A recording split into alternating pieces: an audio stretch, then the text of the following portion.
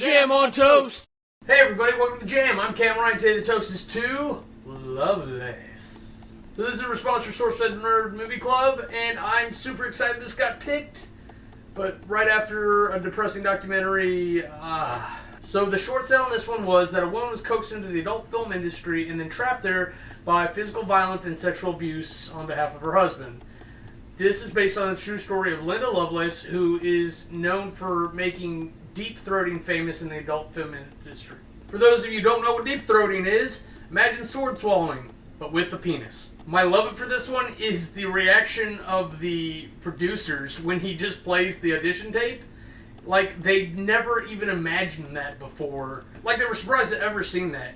Based on the average penis size, I can't imagine it's changed that much since the 70s. It's kind of hard to imagine that nobody ever put it all the way down. Just saying. I hate it is that this is something that really happened.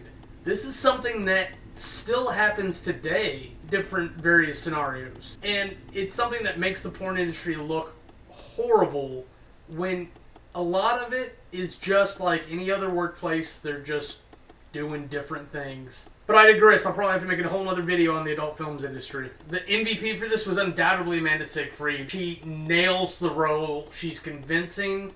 She's such a good actress, and I love seeing her on screen. And of course, she's a pretty face, but that's not exactly what she is in this to me. She is a traumatic character, and it's really hard to get on board with that. Still kind of find that groove with her. But let's get on to the categories.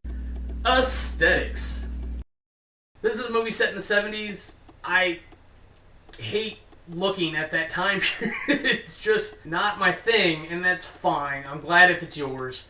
But Amanda Seyfried's pretty face makes up for it. And the way Amanda Seyfried nails the character totally makes up for it, because that's where you get a lot of your emotion, is in her face when things are happening. Not only is it directed really well for the shots to really kind of convey what's going on without being too crazy in your face about it, by the way. Amanda Seyfried, the way she's acting, the way she's portraying, when she puts on an acting face, when she takes it off, when she's with her parents versus her husband versus the producers, really tell, like, just worlds by the way she's acting in body language. Aesthetics gets an 85. Character development. This movie is a world of character development. Of course, Linda Lovelace's character is built up throughout the whole movie. We learn tidbits and facts about her as the movie goes on. Do not start with the same character you end up with, and more's the pity, because young Linda Lovelace was full of life and positivity and wonderful person from all this movie shows us anyways.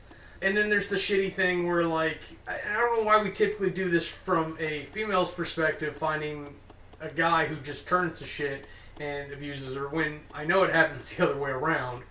But this is the classic trope. I wish she came out of it a little better, but we get to see him turn into a villain, and that's not spoiling anything. It's part of the premise of the movie. We see her family develop on its own with her parents, her relationship with her friends, and even her workmates at the work. It's mind-boggling that she couldn't express what was going on to anyone, even when, like, she was, like, in the arms of a cop. It really toys with your heart places, and really, Amanda gets you on board with the character and empathizing with it. Character development gets a 90. Storyline. The problem with real-life stories is that real life doesn't have the structure that we expect, and more so makes some stories even better. This was kind of a train wreck of a structure, because that's how it was in her real life, and they didn't want to change that as far as I can tell. They did a really good job of dressing it up, though. They gave it a nice intro period. They gave, like, a little bit of point-by-point exposition throughout her career. They dropped it off, and they brought it back to finish this up in kind of an epilogue at the end of the movie. It was written really well based on what I gathered they gathered. And it was directed really well as far as, like, the scenes being put together. I don't think you could have made this delivery too much better unless it was a fictional story. And I don't think there's a lot of people willing to write that, especially now that we have Lovelace. Storyline gets an 80. Compulsion. This really sucks you in. It's a wonderful production. If you're interested in the adult film industry at all, this is a must-see, as it really shows you the inner workings from a perspective, granted, And you can kind of project that into nowadays, and if you've done any research into it, you know that certain companies are known for doing things not like this, but where their workers are mistreated, and it's a whole cultural perception where people don't view porn stars as people, and it's an extension of the same thing that they do with celebrities, but because we get to see them naked and having sex, for some reason we think that they're lesser than us, and I don't ever get that. I don't know why a woman in particular should be shamed and just generally oppressed for her job when it doesn't matter. It's the same sort of thing you do, but for whatever reason there's a moral standard against it, and maybe that's just an extension of this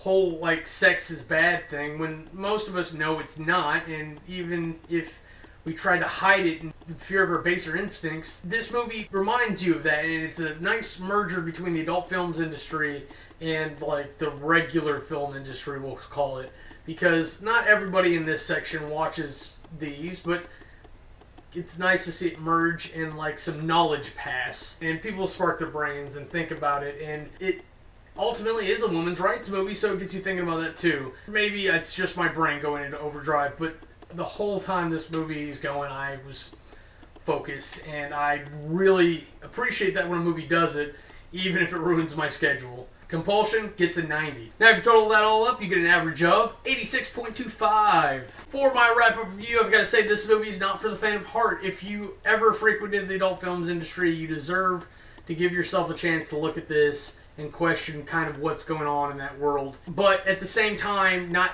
all the companies are like this, and porn's not necessarily a bad thing. Just weigh the facts and come to your own conclusions. Anyone who knows me knows that I'm a big advocate of expanding your mind and looking at things in new perspectives, even if they're not palatable. But I think that's it for me. I'm Canton Ryan. If you don't like me, bite me. If you want to see anything else we're up to, go ahead and click the annotations, and they'll take you to our other channels.